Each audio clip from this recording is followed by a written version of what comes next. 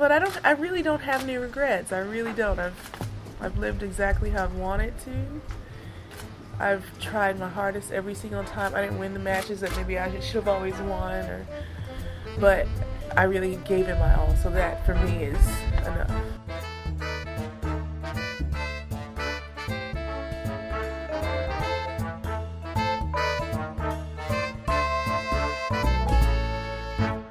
Hello everybody, welcome back to The Body Serve. I'm Jonathan. And I'm James. Cincinnati has started.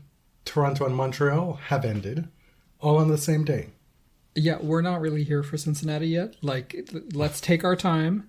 These 1 week Masters, they hit different. I feel like there was a real narrative throughout the week. It feels like there was a lot of engagement in the Canadian tournaments. And to be fair, we have a bias because we're here and we see a lot more, but I just felt like social media was a bit more active. I will say this about Cincinnati. A lot of our listeners are there. A lot of our listeners are excited to be there. So enjoy. Have a great time. I did not expect to feel FOMO for Cincinnati. And it's just because there are a lot of people that we know there or know online and I would like to see in person. I'm not really feeling nostalgic for Mason, Ohio. Okay. On day one, which was today, Sunday, sadly, Chris Eubanks went out in 3 sets to Ben Shelton. That matchup felt racist. Right? And to make them play on Sunday, why is the tournament starting on Sunday, by the way? And currently, as we record, Frances Tiafoe is deep in a second set tiebreak. Actually, he has match point right now. He's up 6-4, and it's 7-6 on serve in the tiebreak. Against Greek Spore. Yes.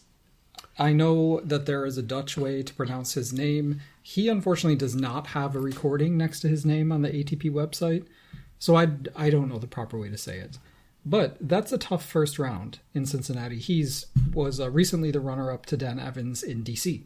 A lot of tournaments have happened now since our last recording, and that includes the DC tournament, which we'll talk about later on in the episode. But let's start with Canada. Our first experience with the tennis was actually on site.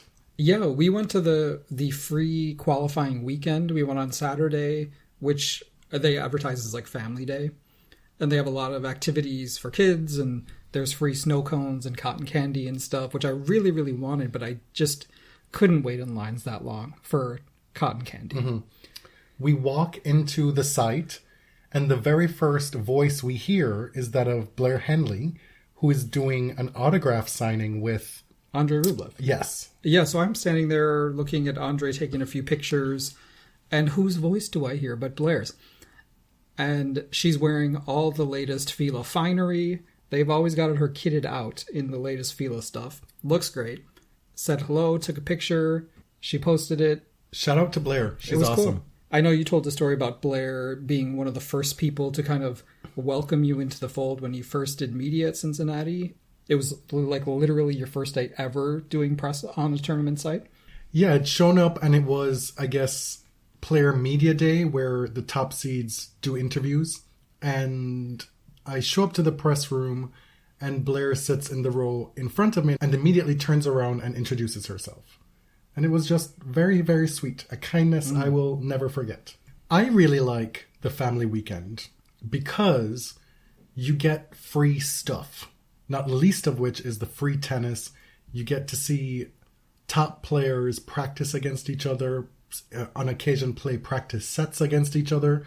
We saw a good bit of the eventual winner in Toronto play a practice set against Francisco Cerundolo, and Jannik did not look good in that practice set. So right. As you told me, that Darren may have been working certain things.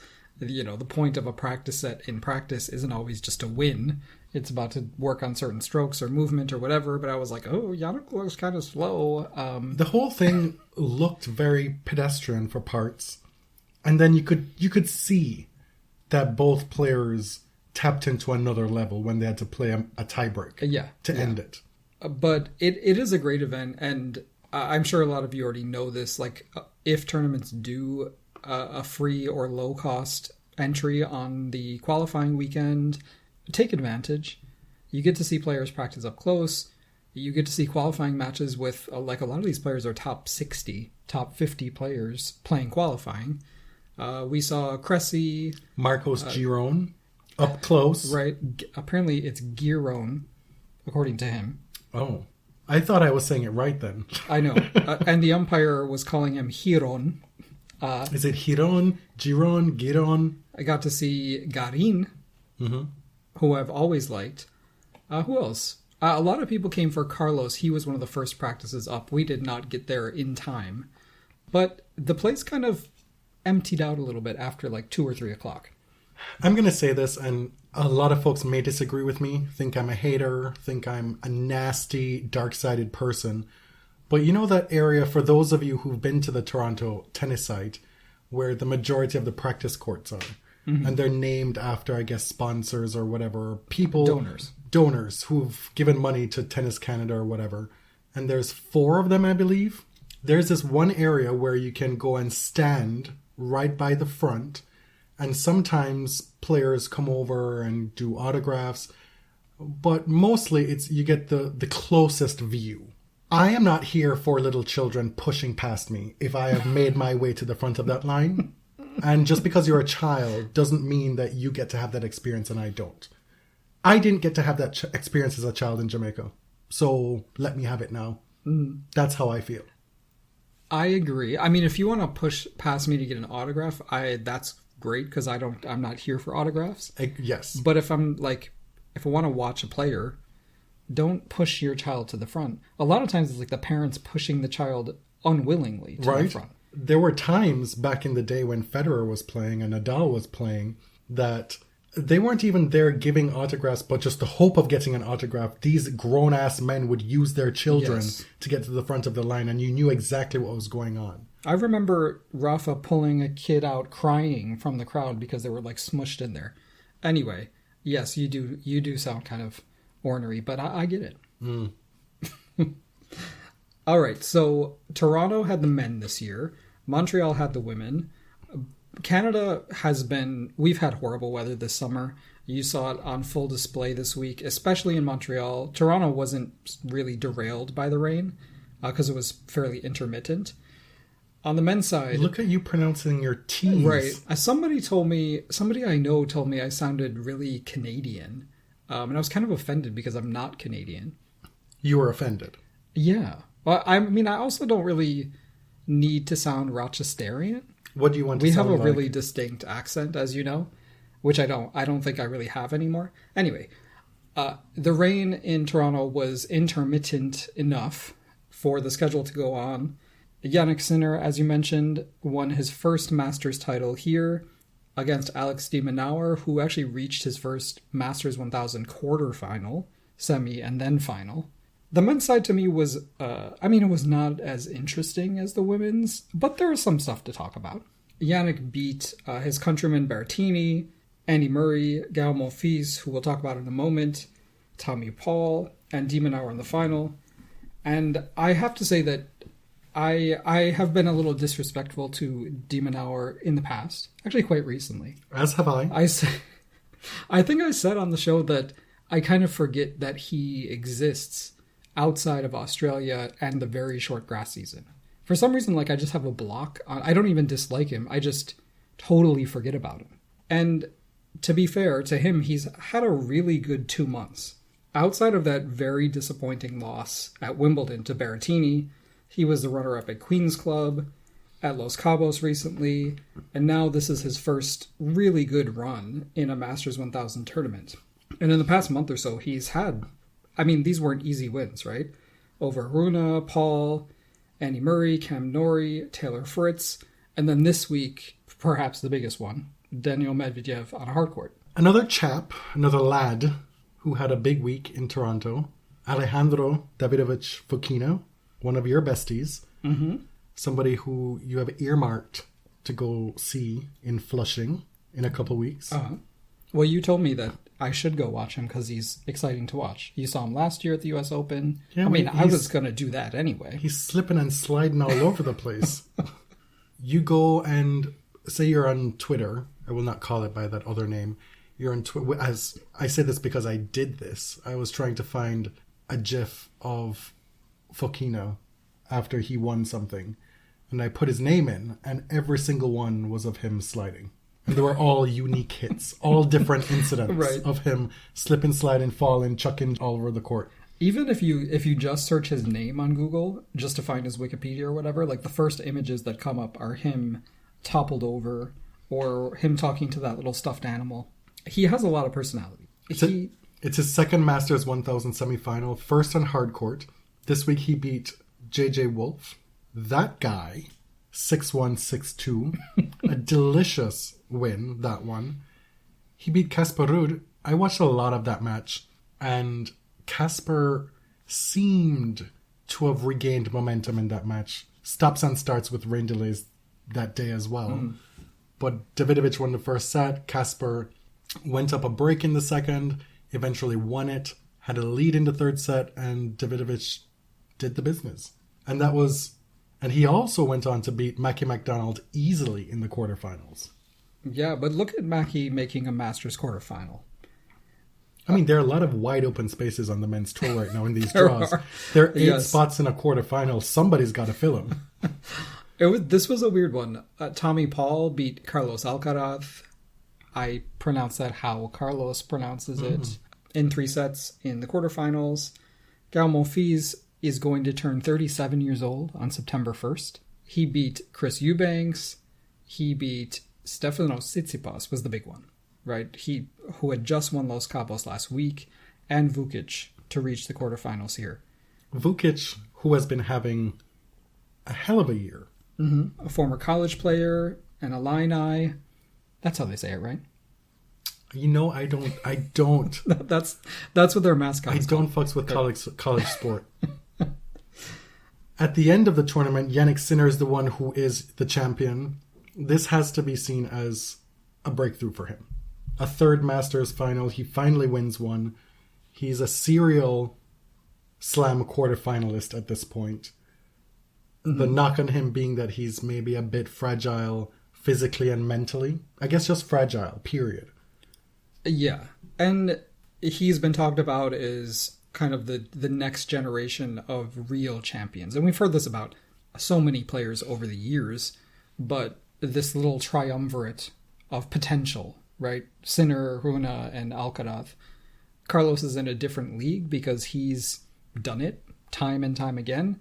Sinner, I think this is 8th title. I mean, he's had a ton of success, but he's garnered this reputation of being a little bit fragile, as you said, like in the later stages. And especially against the best of the best. Especially against Djokovic. Well, let's be real. Indeed. But most people lose to Djokovic, statistically. Sure. I mean, he's also had big tussles against Alcaraz as well. He has. He's beaten Carlos before. He's been to 2 Miami finals. I think this was really, really important because his draw wasn't extremely difficult, right? Like, this was a huge opportunity for him, and he took it. Like, kudos to him. I'm not going to discount anything based on, like, the difficulty of the draw. You still have to beat who's in front of you. I'm a firm believer in that. We had this next bit slotted at the end of the episode, but let's bring it here. What? And talk about Casper Ruud. Because for me, he had a hell of a few weeks off the court. He was giving many looks. Yes. Ahead of Toronto, he releases these photographs of this photographer or designer that he had worked with, and it's him in his best Viking regalia, giving Uhtred, son of Uhtred, looking like a snack. Yeah, he looked good. Do you have something else to say? Or? No. I'm just concurring. Okay. Then he gets to Toronto, and that same day that we were on site, on the Saturday, he's practicing with Holger. And we're like, what's going on? New frenemies, new besties, Scandi crew. Then he heads downtown to Blue Jays Way, to the Rogers Center. To the Sky Dome. Can never call it and the throws Rogers out the first pitch. And he throws a rifle. Like, he throws a bullet. It might not have been accurate, The catcher had to stand up to catch the ball, because it would have been a ball, it wasn't a strike. Fine. Right, that's not a requirement. And it might not have been the most technical form in throwing a pitch that ever were thrown. I mean, it was no Mariah Carey in Japan. Nobody could ever be better than that. But I was impressed. For somebody who didn't grow up playing baseball, obviously. It's not like he didn't stand 5 feet in front of the mound and throw it. It was a full pitch at full speed. I was impressed. But then there was a noted bloviator on Twitter who took him to task about his form and how he needed to work on it and blah, blah, blah. And Casper came back. Oh, Casper was saw not it happy.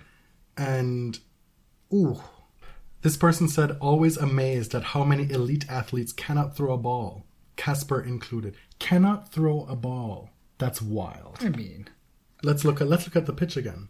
Let's see how terrible that pitch was. Did a little shimmy, took it back. Bam. I mean, he's not going to be the next Spencer Strider. Like, he's not a major league pitcher. Is he supposed to be Sandy Koufax? Nolan Ryan? The assignment is to throw the ball. The assignment is to promote the game of tennis and the tournament that's in town. And he gave a very good account of himself. So Casper responded and said, what's wrong with the throw? And to that, he got a little wonky on the take-back, champion. But like Ben Rothenberg said, not bad considering you didn't grow up playing baseball. We can work on it in a couple weeks in NYC if you like. Conversely, I'd be grateful if you take a look at my forehand. Ben was drawn into this because he was the one who tweeted the video of it.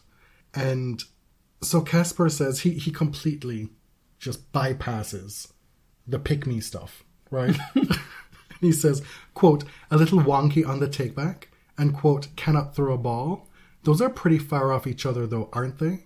Why do people on this forum exaggerate everything? Very scary trend.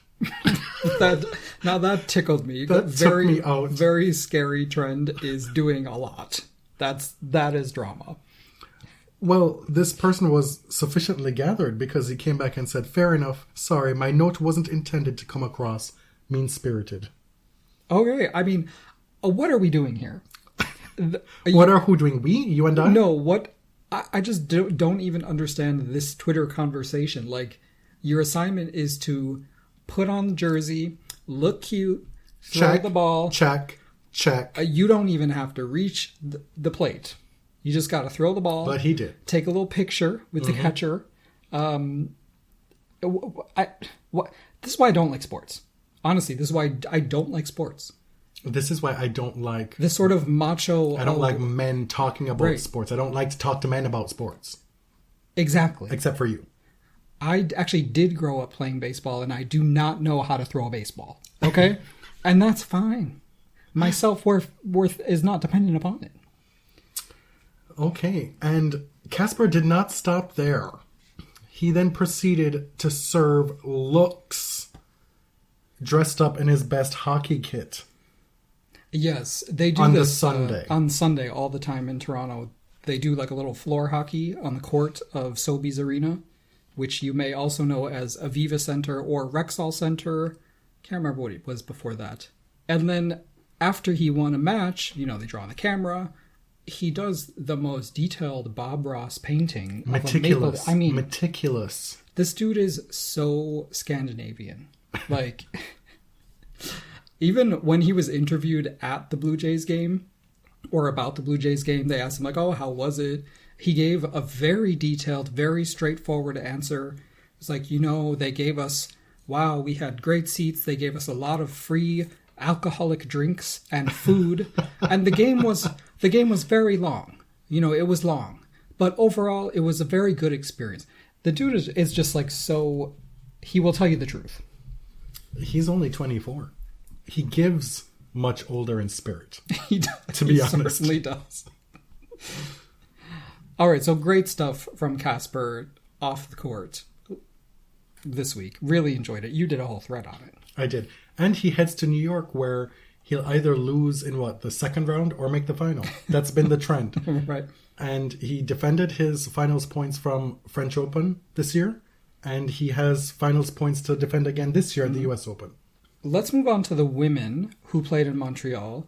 The Montreal tournament, the Banque Nationale, something, Omnium, it's called.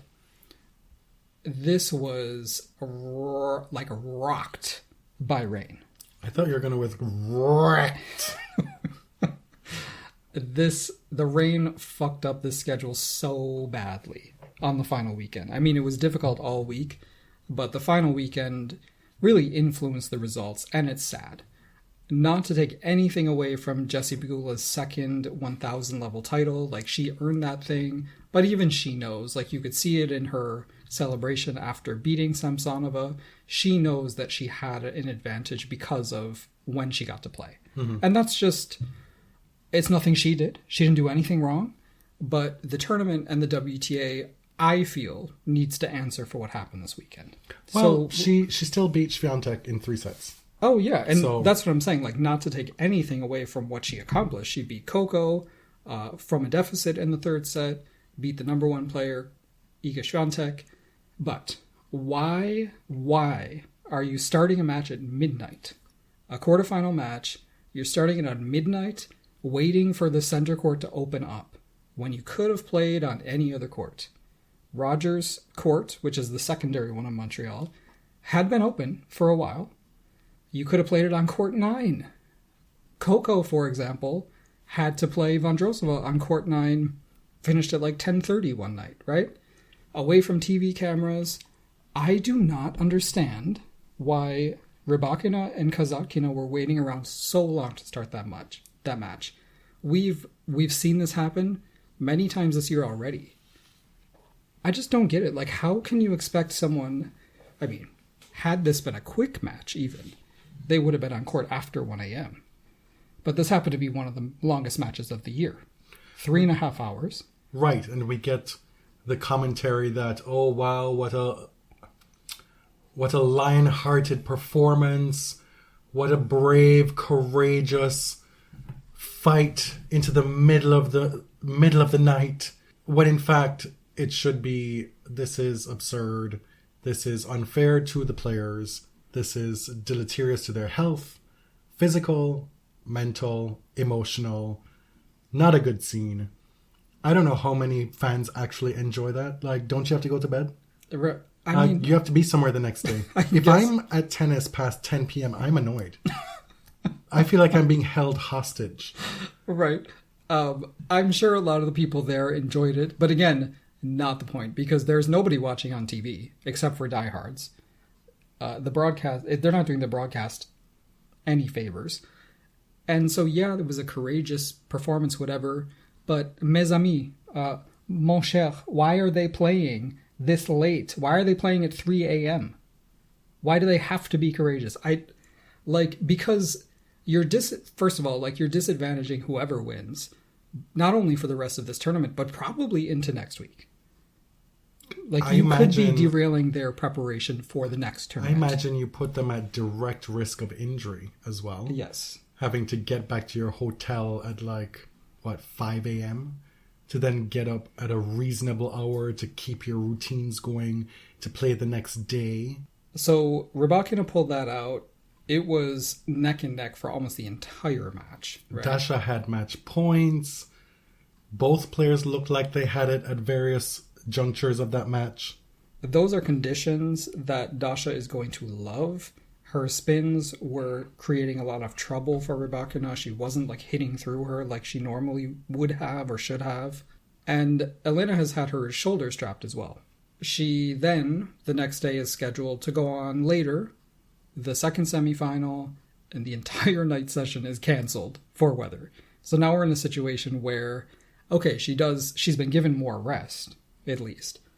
But now you've got to go on first on Sunday to try to win your semifinal and then try to win the final.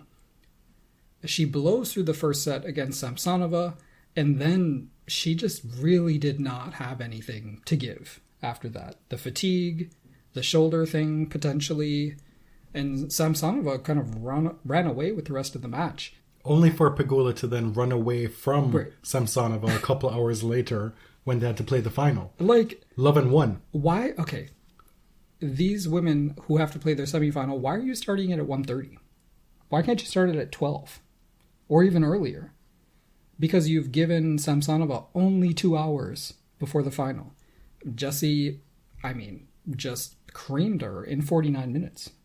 6 love, 6-1? The reverse. 6-1, Yeah. 6 love. It was just unfortunate because there was so much great stuff happening in the women's draw. Like, I don't want the tournament to be overshadowed by this bullshit, but it's something that we should talk about because Rybakina was pissed off. And she actually said it's the WTA's responsibility. She said, I'm not even going to blame the tournament. I want the WTA to answer for what happened here. Because she said it's not the first time it's happened this year. She said she's legit worried about her preparation for Cincinnati and the US Open. Well, this after the tournament got quite a few crackerjack matches early in the tournament. It did. We saw a resurgence of Danielle Collins. She won 2 qualifying matches and then beat Svitolina, Sakkari, Leylah Fernandez, and gave Iga a real contest in the quarterfinals. We saw Coco come off the back of that DC title, just running through Wimbledon champ Vondrousova. That Swiatek Pegula semifinal was one of the more unusual matches you'll see played at this level. Have we ever seen Iga get broken that many times? Iga was broken 11 times. And the reason it wasn't a runaway is that Jessie was broken 8 times. Did you mention the Swiatek-Muchova match? Oh, no. No, I didn't. Because that was a round of 16 match on Thursday. A rematch of the French Open final. And yet another match that was seriously interrupted by rain. Mm-hmm. Swiatek winning that one in 3 sets, just like she did in Paris. 6-1, 4-6, 6-4. Muchova is clearly somebody who's going to be trouble for Iga going forward. She's going to be trouble for anybody going forward. Yes. Like, she hits shots that are just crazy. Shots that even surprise her. She's like, well, I'm gonna hit this backhand down the line and be completely surprised by how well I'm gonna time it. Right. I mean, the backhands that we saw on display this week by her, by Jessie Pegula, and Danielle Collins, that was the story of the tournament for me. These backhands. It's the most important shot in women's tennis, I think. Coco's, don't forget Coco's. Yes. What Iga was doing intermittently this week was, I mean, at times her forehand was unbelievable, just unplayable. She was, until that semifinal against Jessie, her serving occasionally was phenomenal. Her spot serving, especially out wide, like the slicing serve that she does out wide, really impressive. Doesn't even have to be that fast, depending on where it's placed. But the semifinal, so Iga has actually never done particularly well in Canada, in Cincinnati. I think she's only reached a handful of third rounds before. This was the first time this deep in the tournament. Clearly she had tough matches going into it. It's probably good preparation for the US Open, even if she didn't win. But I wonder, I don't know, do you think she found her serving performance alarming? Or was it just I've had a long week, I'm tired, and sometimes it's not my day? I don't know, were there any notes in that notebook that would have helped her to serve better? I don't know. I mean, she took the book to the toilet after set 1 and came back and won the second set. You hate that fucking notebook. I'm going to get canceled if I say anything. I know that this is a common, everybody does this, as you told me. Everybody goes to the bathroom. We obviously don't know if they have a need to go to the bathroom, and we should not interrogate why. But you just don't know why she's bringing the notebook. Even Jeannie Bouchard, who was doing broadcasting this week, she said, I don't know if Iga's on the toilet with the notebook or what. Jeannie, please. Jeannie, please. But and I think the thing the bathroom breaks bug me when anybody does it. It's gamesmanship, and obviously. I'm going to tell you why it everybody bothers you. I'm going to tell you exactly why it bothers you. Because you came of age in tennis alongside Serena Williams, and your entire love of tennis has been you being a fan of Serena Williams. And she never did that. Well, I think she did have notes sometimes she'd pull out. Yeah. Right? Yeah, she had there's notes. nothing wrong with notes. She'd have notes or whatever. But She didn't take coaching from the stands. She didn't need extra help. She didn't need to rely on anybody on court. She was there to figure shit out herself. Yeah. And that's something that you really enjoyed about being a fan of hers. That's right? something I like about tennis. I never liked when Tony Nadal was in the crowd giving all of these notes and talking constantly. I never liked it when, what's-his-face, Justine Enna's coach, when she was constantly looking at him. Sergio... After every single point. What was his name? Carlos Rodriguez. Yes. And I don't like the new coaching rules. And I know that makes me a dinosaur at this point, because it was essentially legalizing something that happened anyway. Some coaches are out there constructing entire points for their players. It's like, what? My point in bringing up Serena is that Serena would often be down in matches and you saw her figure things out herself. Yes. And that was something that you really enjoyed. For a lot of people, me included, that's something about tennis that I like. I like seeing players figure things out for themselves. Anyway, that's not what this is about.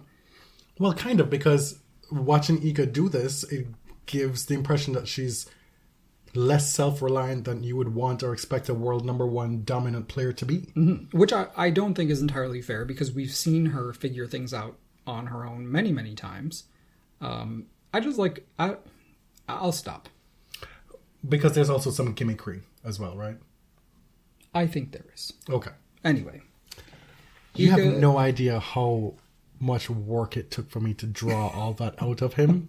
Because he said he was not touching it. No, because I don't want to be accused of being an Iga hater. It's like, I think we should be able to say things that are critical of a player without being considered haters of that player. I bear no ill will toward her.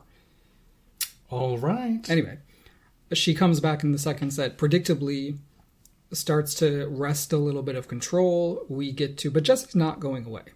I know a lot of people expected her to choke. However, we get to the tie break. Peggy goes up 4-2, then it's 4-3, and then, in the middle of the point... Where did you come from? Where did you go? The American high school line dance jam, Cotton Eye Joe, starts playing. What the hell?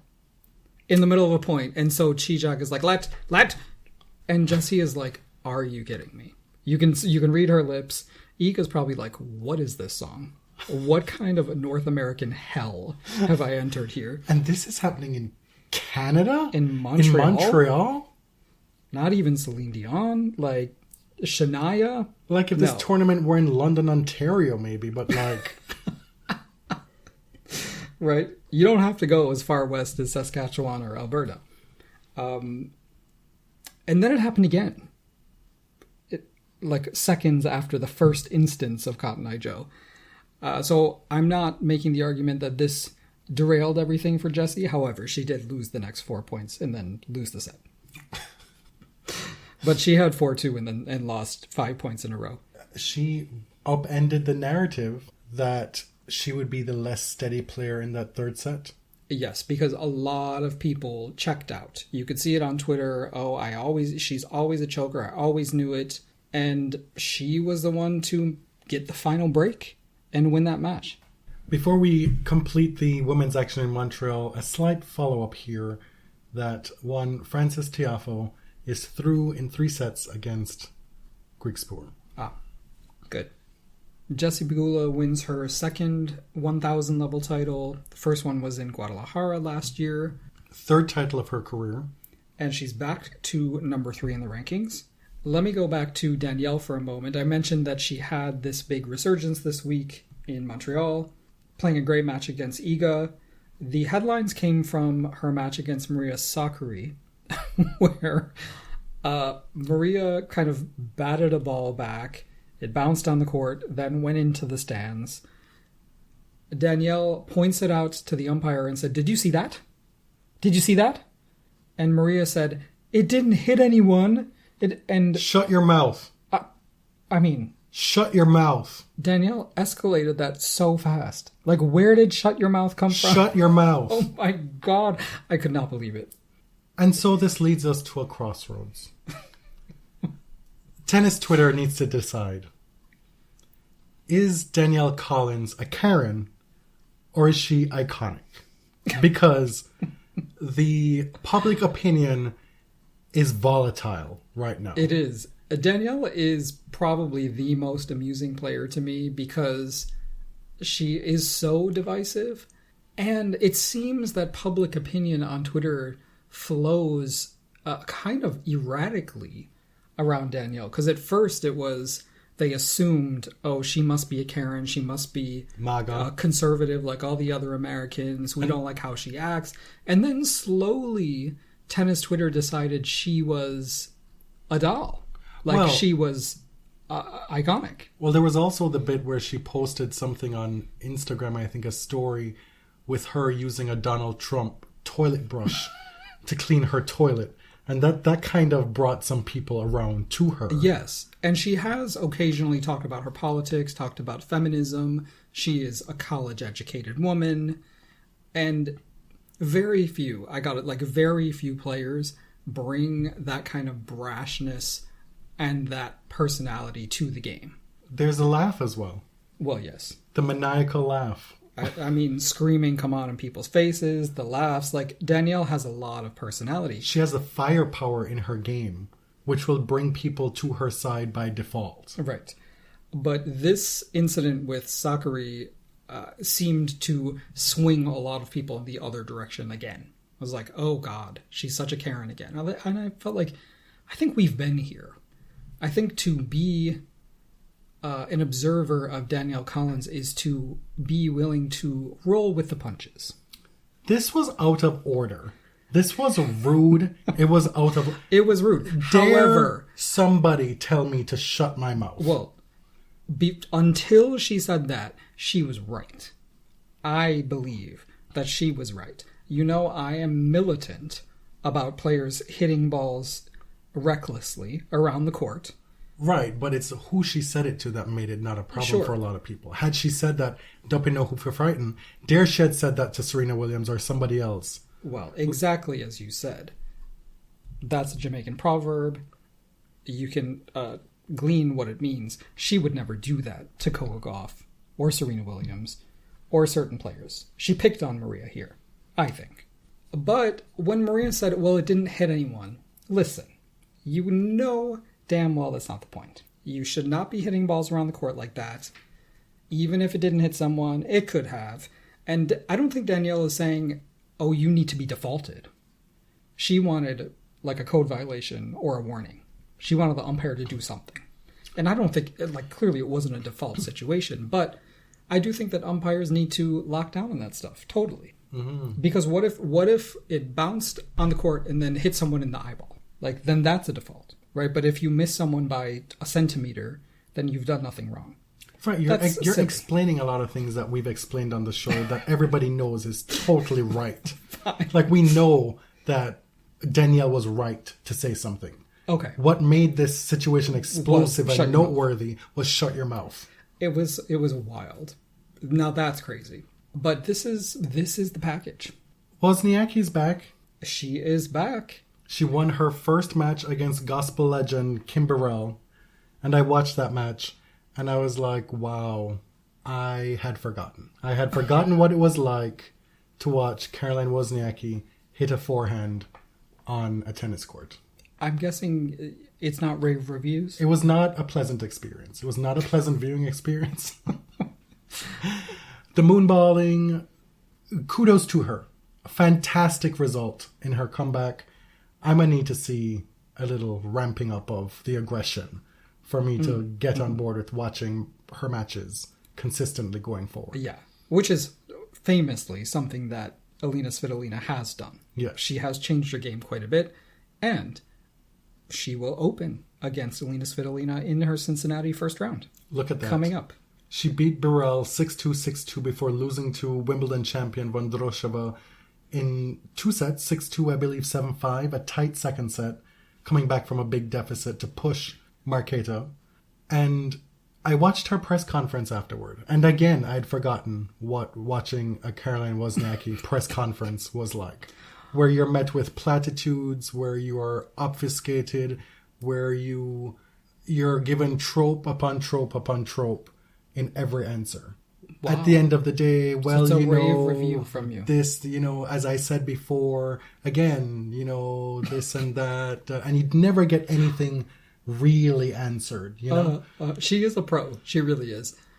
I think it's important that Marketa won that match. I think it's great that Caroline is back. She's obviously a phenomenal athlete, and she always has been. I think some order needs to be placed on the comeback queens. There have been a lot of comebacks. I'm getting a little bit of comeback fatigue. I wish them the best, but I also want... Do you wish them the best? Oh, well, I mean, what do people mean when they say that? Not to get philosophical. Listen, I mean, the point here, and I think what you're hinting at is, we've seen comebacks now go spectacularly well. Where yes. Svitolina's come back and strung together some wins, and you're like, oh, well, that was cute. And then she keeps on winning, and you're like, how is she doing this? What does this mean for women's tennis? Right. And what it means is that Elina Svitolina has come back better than ever. She has changed her game. She's doing great things. You know, this is Svitolina 2.0. I don't begrudge her that at all. No. And if Wozniacki were to do that, I wouldn't begrudge her that either. But what I saw at this tournament was Caroline 1.0. Oh, okay, I see. Yeah. Do you see what I'm saying? And now she's much older. That doesn't have anything to do with it. She was in great shape. She looked like she could come back and be a top 20 player pretty easily. But I have no interest in watching that, personally. Oh, okay, I see. But that doesn't matter. It doesn't. It's what matters to her. It doesn't. Like, what is the reason for her? I thought I would have been wanting to watch that, but that match against Kim... It was. Yeah, I'm sensing that it really wasn't your bag.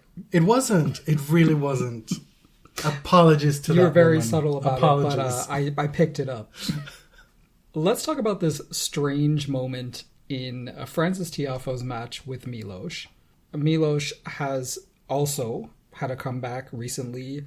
He's beloved in Canada, obviously. This match happened at a Toronto night session. And at a pivotal point, at the end of the first set, Frances hit a pass, but in the course of hitting that ball, he touched the net. However, Fergus Murphy said, nope, no touch, the ball is good, set is over. This was deep into a tiebreak too. This Yes. was like, what, 14-12 or something? Yeah. And it was a great shot. Milos is on his home court after years away from playing in Toronto. But this rule, I think a lot of people, myself included, did not know this was a rule. The players didn't know.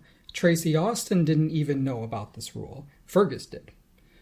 Both players were yappa, yappa, yappa. Fergus could barely get a word in. I think he handled the situation admirably because both players would not shut up. Milos, shut it, please. Shut it, please. And he kept saying, we'll get to everything. Let me explain, guys. And he did explain. Apparently, in the doubles alley, that is not considered part of the net that's in play. So if you touch it, you can still win a point. One of the problems is that the wrong sticks, I guess, were on the net. So it was misleading. Like the double sticks and not the single sticks were on the net for the match. I don't even pay attention to those things, if I'm being totally honest. But a few people on Twitter noted that was confusing.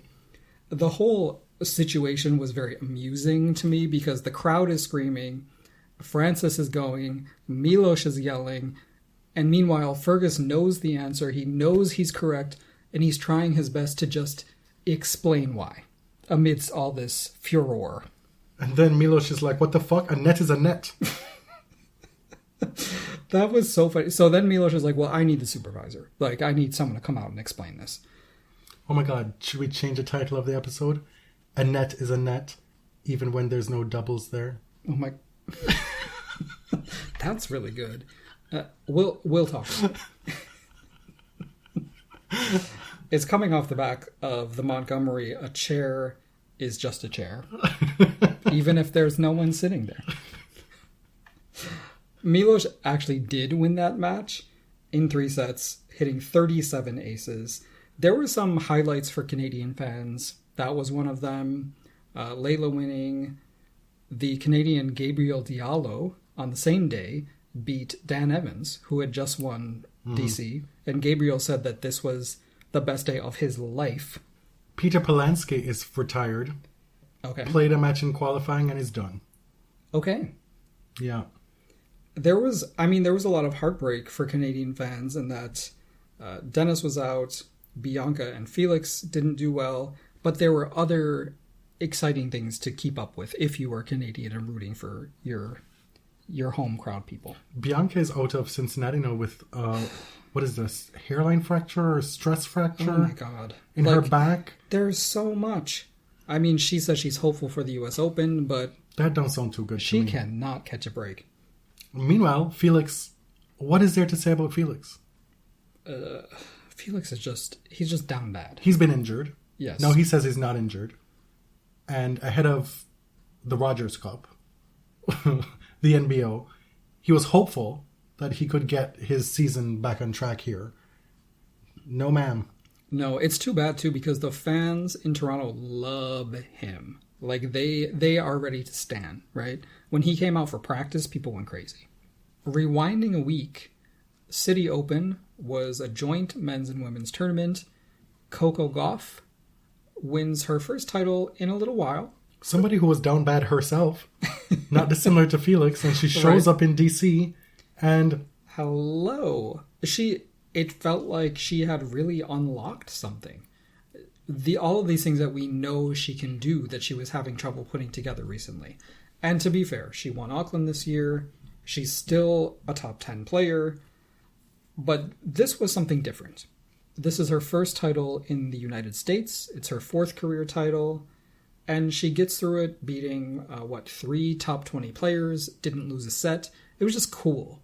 And it's cool to me that it happened in DC, which is becoming like this headquarters of Black American tennis. I have noted here on the agenda, suck it haters. Yeah, that's the extent of our analysis here, I guess. Maria Sakkari also did something, right? She broke that semifinal curse. You have been a big, I don't know what the word is, like an advocate of Maria, because she gets a lot of criticism for reaching only semifinals. Right, okay, what's the major difference between her and Jessie Pegula? Well, Maria has made 2 slam semifinals. Mm-hmm. She's made a whole ton of semifinals otherwise. Jessie had 2 titles before this week. I think Maria has 1 or something like that. But yet you didn't really get that same vitriol toward Jessie. I mean, I guess people just mocked her for being a billionaire's daughter. That was the thing that was most on their mind. Not the fracking. But Maria got that much more than Jessie also because she made more semifinals. Well, yeah, she's more visible. And my point was, she's doing a lot of winning. And so this was important to her to make this breakthrough. She didn't beat Coco in the final. But ahead of that final, after winning the semi, she said, quote, "I really tried to block that semifinal thing that has been going on and on for so long and in every different platform," meaning social media. "I just don't really care anymore. They have made YouTube videos of my losing semifinals. I'm like, whatever. People are just so dumb." And then some tennis Twitter people atted the person who's made these videos on YouTube, and they're like, "Oh no, she." You know who it is? It's Sabine Lisicki fans, who is an absolute menace. But like an icon. But players do actually see those things, and because people are tagging them in them as well. Oh yeah, we know snitch tagging is not cool, right? Maria's been in the top 10 for a good 4 years at this point. She's done a lot of winning. She just has had some trouble getting over that final hurdle. The other noteworthy thing here for Coco is that Brad Gilbert showed up in her team this week. And of course, we're at a position now where Coco has this great result immediately after Brad Gilbert has joined her team. And now everybody and them dead granny wants to give Brad Gilbert the credit for this achievement. Right. But to be fair, I also saw a lot of pushback.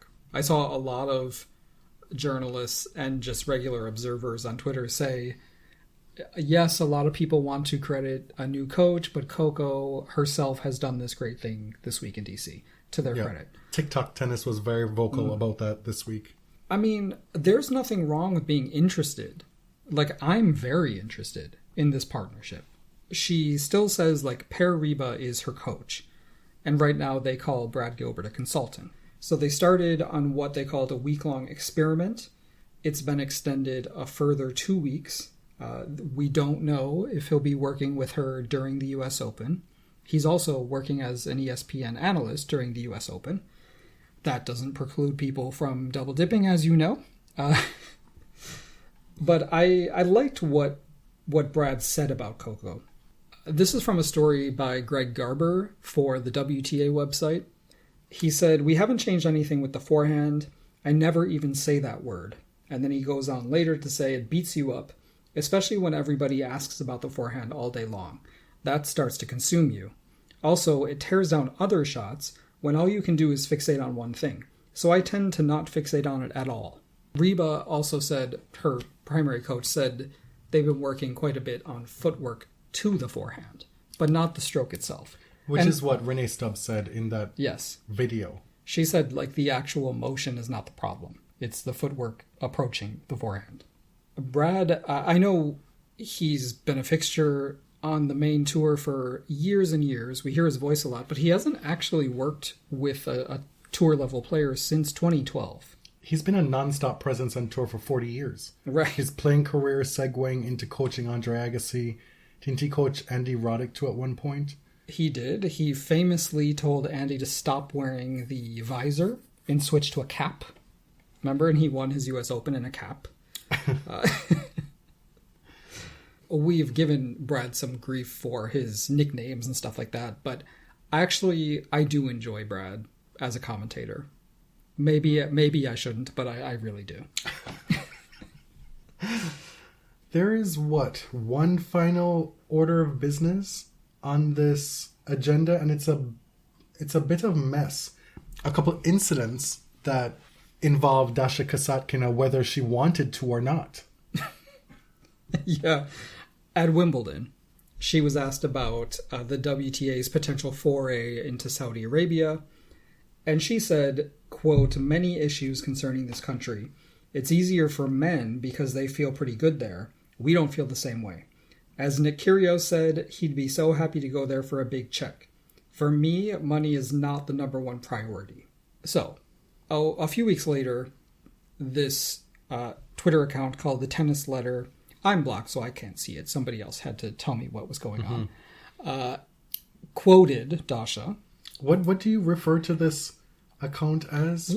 A tennis quote mill account? I'm already blocked, so I mean, what?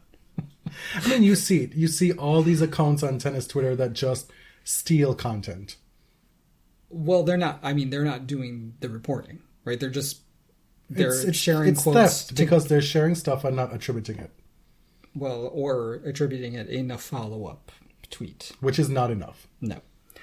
And it's to gather engagement. So Nick Kyrgios apparently hadn't heard what Dasha said during Wimbledon, but he replies directly to the Tennis Letter with, quote, "My girlfriend felt fine there."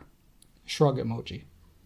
Well, whoop-de-fucking-do. Wow. Good for you. Such great analysis. The woman who has changed, you finally found the right woman, who I guess you treat better than the previous one. As Cher said, I found someone. Oh, okay. This was so gross on so many levels. First of all, we know that Nick has a Trumpian level of sensitivity when somebody says his name. Because this is weeks later. The insecurity. Weeks later. How dare Dasha use his name? Did you say you'd go there for the money and that you welcomed it? You did. She said nothing. She quoted him correctly. Nothing incorrect came out of her mouth. Right. And so you've taken this opportunity to cut her down and to undercut her experience, to demean her, to try and say that what she claims is her experience is not valid. It's not valid because, my girlfriend was fine there. Dude, you pled guilty to assaulting a woman earlier this year. Can you maybe, stop commenting on women's issues for maybe just a few months? Also, is your girlfriend a lesbian? Because that's the context that you've intentionally missed here. Dasha is an openly queer woman. Is it possible? Like, could you get into your head that it's possible that she feels less safe or less comfortable there? And also, it's just really not your business. Such a deeply unthinking, unserious, unsavory individual. I mean, the replies tell the story to me. Like, I guess that's the people he wants. It's the Elon types. It's the blue check free thinkers who all agree with him, who say, oh, Dasha couldn't hold a candle to you. Nobody cares about her. You're such a superstar. Like, this is what this is about, right? He's no longer a full-time tennis player. He's a full-time social media troll. He's a full-time bloviator. That's the word of the day. I guess that makes us part-time bloviators because we have full-time jobs on the side. It just tells us that we can never be rid of Nick Kyrgios, even if he stops playing tennis, because some people will always want to involve him in tennis business. Always. And you see and he will always want to involve himself. Yeah. And you see that really sort of striving, pathetic masculinity when John Lloyd says something like, oh, I don't see Carlos going out to nightclubs with a different woman on his arm every night like Boris Becker used to do. Like, dude, you first of all, you are living in a different century. You're living in the 80s. You have your name on a Wimbledon trophy because you were married to one of the greatest players of all time. And because of this old-fashioned... For a moment, I was like, wow, did he win a mixed doubles title or something? I didn't quite see where that was going.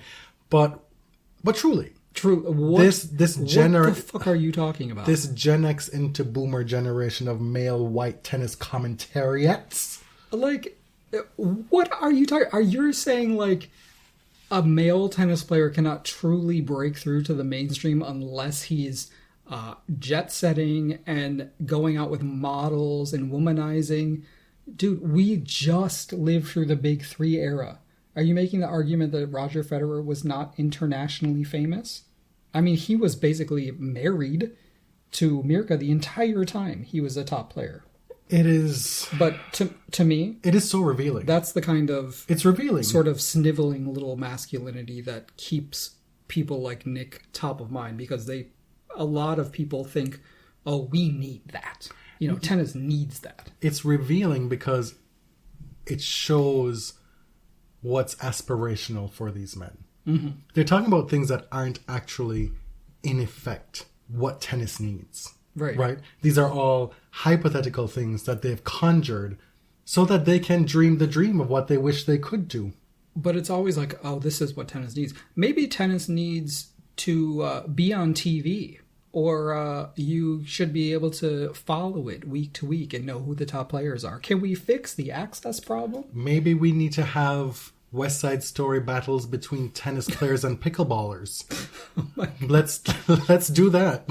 You know what tennis doesn't need? Well, I'll save that for another episode. No, I want tennis to hear. Does not need to complain about pickleball constantly, because it does not come off cute.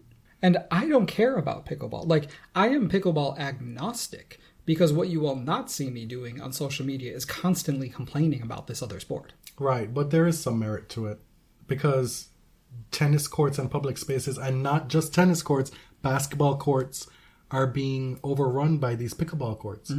I was on Toronto Island last week and I heard somebody from the US, I could tell by their accent, saying that they're going to go to this place and it's so great because they've just installed pickleball courts.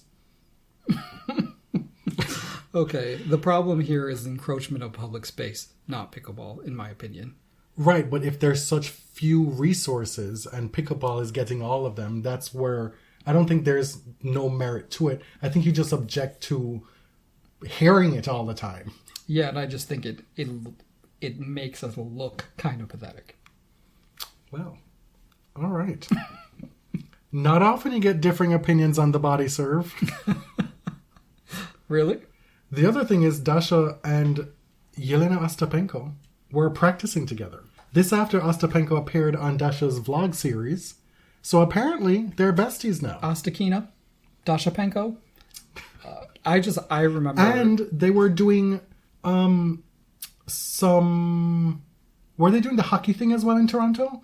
and they scored a goal and In Montreal? in Montreal. I think they did a football thing, like a soccer thing. Okay, yeah. And they chest bumped.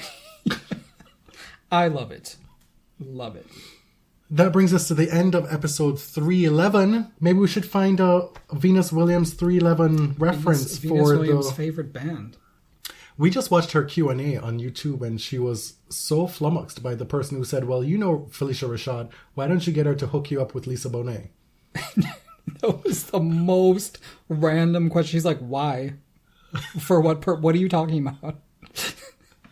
She told us she's retired from doubles and that I don't know why people won't believe me, but I've played with the best, I've reached the summit, I've seen the view from the mountaintop, and I shan't play doubles anymore. As she said, I've said this many times. I must have missed it. No, she said it before. I didn't know that. She said it before. Oh. But only in like the last year. Okay. Since the US Open last year when she played with Serena. She also said Breakpoint was nice stories. Great gowns. Beautiful stories. Beautiful gowns. But she was clearly bored by it. She was like, you know, I like a lot of reality TV and maybe that spoiled my expectations, but I need to see some drama. And they were not giving me the drama. I mean, remember when Venus came of age in the 90s? Like, go read Venus Envy if you want that drama. Because the Like, girls can you imagine they're not giving if what they Breakpoint used was to. around and they were able to intro the series with the Spurleya bump Right? Imagine. and then cut to she thinks she's the fucking Venus Williams. They're just not doing it like they used to. Thanks for listening. My name is Jonathan. You can find me on Twitter at tennis_John. I'm James at ElliotJMR on Twitter. 2 L's, 2 T's. Everything BodyServe related can be found at linktree.com/thebodyserve. We'll be back to recap Cincinnati. Might be a short episode, that one. But we'll be back in about a week. Yep, we've got Cincinnati coming up, and then we'll be doing a US Open preview, obviously. That'll be recorded while we're in New York. And yeah, God, New York is less than 2 weeks away. Yeah, it's 10 days away. For us, at For least. us. Thanks for listening. Till next time. Thank you. Thank you very much.